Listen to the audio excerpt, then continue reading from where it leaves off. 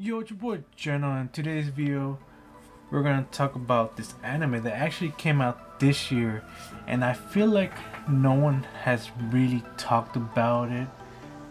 And this one is called Buddy Daddies. And yeah, I'm kind of like shocked that I barely heard of this now when it kind of released back in January. We're just gonna talk about this story and what I like about this anime, guys. And yeah, guys, let's just get right into it.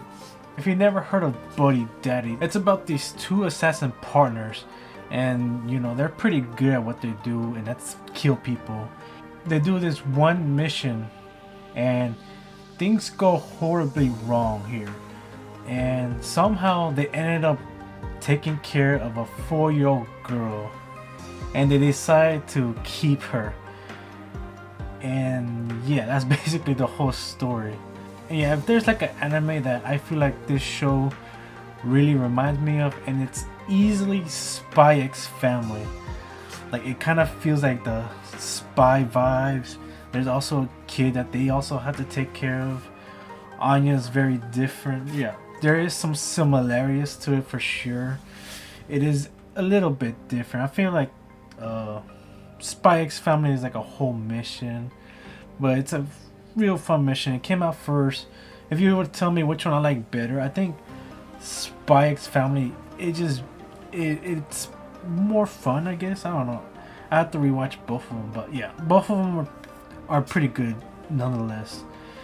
Yeah, I would say there's not a lot of characters here. There's not a lot of episodes. There's only 12 episodes here, and we're gonna focus on like our three main characters. The first one is our first hitman here, and it's Kazuki. He's like a extrovert.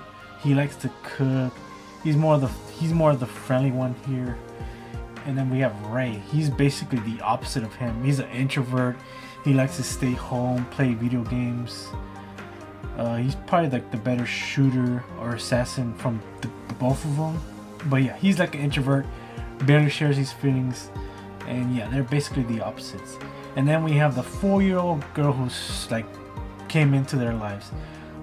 Her name is Miri, and yeah, there's really nothing to say about her. She's just a 4-year-old cute girl.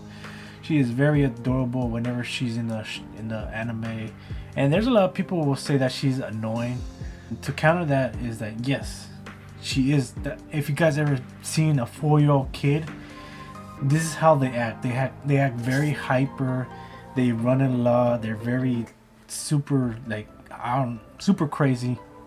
They're just a whole different breed when they're like 4 years old. And yeah, she was exactly how she was, 4 years old. She was just cute, adorable. Most of the episode is just them trying to live their lives. They're like assassins, and she's like a little, and they want to keep her because she's just adorable, and they really care about her, and she does too with them. And her backstory is that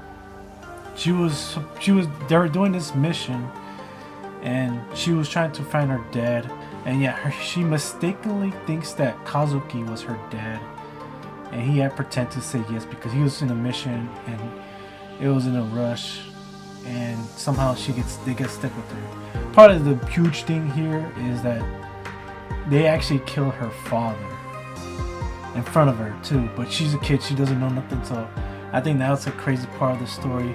They do show violence here, just a little bit here, but they also show a lot of cuteness, wholesome moments here, so that's why I feel like it's truly feels like it's Spy X Family. Now which one is better, I mean, that's gonna be, I'm gonna let y'all guys argue that one within the comments. Yeah, that's about it. They do show the backstory of how they met, Kazuki and Ray. It wasn't really nothing special. They just met in like a bar, and Kazuki sees Ray. He looks very depressed, so he decides to just join him, and that kind of changes his life for Ray and Kazuki.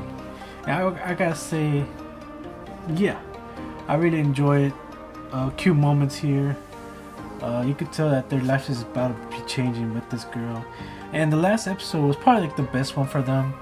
And we learn more about Ray and his backstory. His dad was like this assassin, like boss, and he wanted him to run the whole family business, Well, Ray didn't want that. He did this one crazy mission where he had to kill a lot of people, and then the last one standing was his dad. But you know, they're family, so they won't kill each other. So he decides to injure his arm so he cannot shoot anymore, I guess. So, and yeah, looks like he's done with the family thing, or yeah, looks like he's done with his dad, and they probably left forever. So yeah, let's talk about the ending real quick. And they actually do a 10-year time skip here, and we get to see how our characters look and what they have done for all these 10 years. And they all look a little bit older. They kind of look the same. Kazuki just grew a little beard, but the biggest difference here is Miri. She looks like a very beautiful young woman, and getting ready to go like to high school already.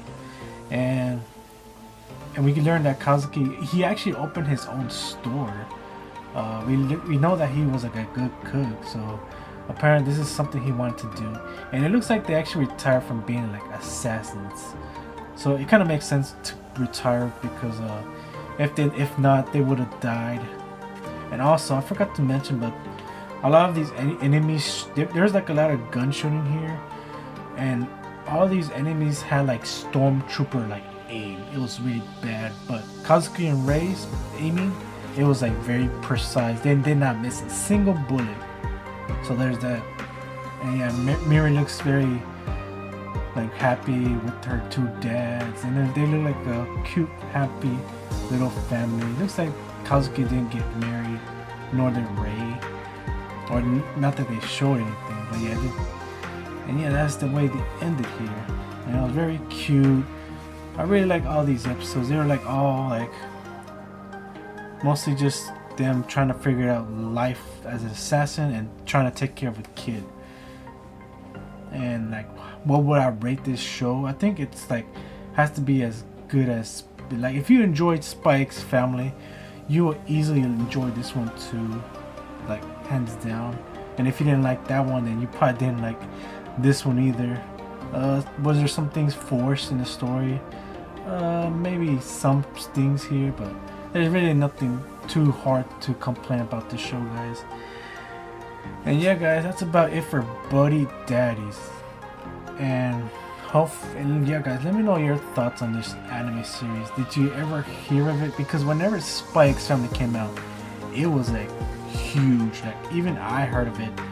It was like that huge, where it was like the #1 anime for a while there. And I'm surprised Buddy Daddies didn't really get the same kind of love. Maybe that's why. Maybe because they were like a little bit similar, so maybe that's why. Well, yeah, guys, let me know your thoughts on Buddy Daddies, and be sure to like, subscribe, and I'll see you next time.